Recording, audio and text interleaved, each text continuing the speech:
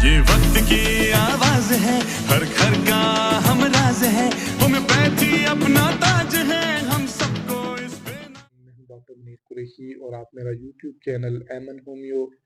And knowledge for homeopathy देख रहे हैं। आज हम एक नए चैप्टर को शुरू करने वाले हैं और इस चैप्टर को हम सिफिलिटिक मियाज्म के साथ जोड़ेंगे। डिस्कसिंग दिस, हम सिफिलिस के नस्ल इंसानी पर असरात और इसके समाजी और सकाफती और तिबी पहलू पर बात करेंगे। We will discuss the socio cultural and medical aspects.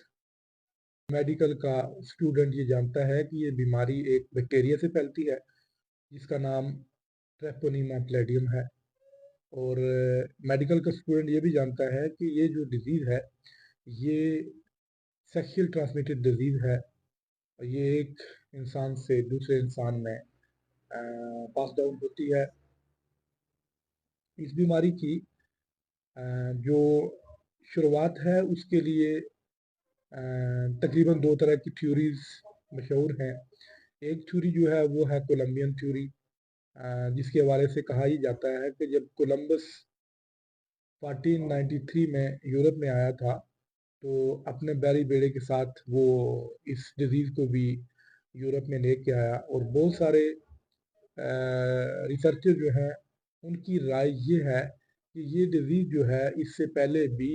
Europe में मौजूद थी और इस थ्योरी को यूरोपियन थ्योरी कहा जाता है। 1530 से पहले यानी 1530 से कबल इस बीमारी के मुख्तलिफ तरह के नाम थे,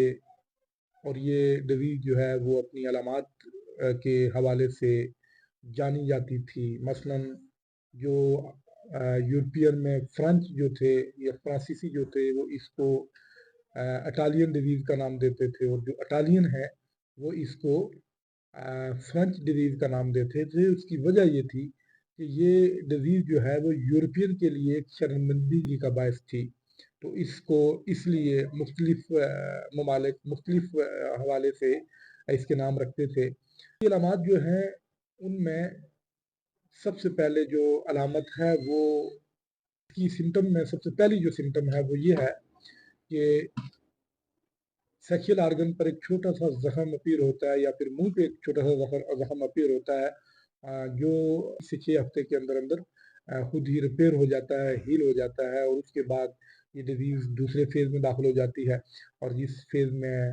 एक पेशेंट को स्किन की प्रॉब्लम शुरू होती है, ख़ारिश होती है, इसके साथ साथ फ्लू हो जाता है, और इसके साथ ही जो लिम्फ्स नोड हैं वहाँ पे स्वेलिंग होना शुरू हो जाती है, और फिर जो नेक्स्ट इसका जो स्टेज आता है उसमें ये डिज़ीज़ लेटेंट कंडीशन में चली जाती है।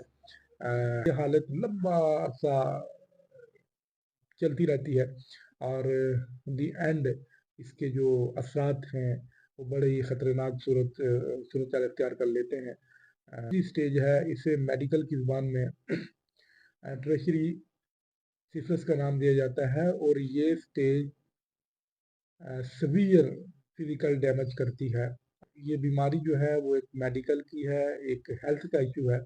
लेकिन इसका नाम जो है एक शायर ने दिया था। एक पोइट था जिसका नाम यूरोलिमो था, और ये शायर ने इस पोइट ने इस डिजीज़ की सिम्टम पर एक मुकम्मल एक पोएम लिखी। हर घर का हम राज है, होम्योपैथी अपना ताज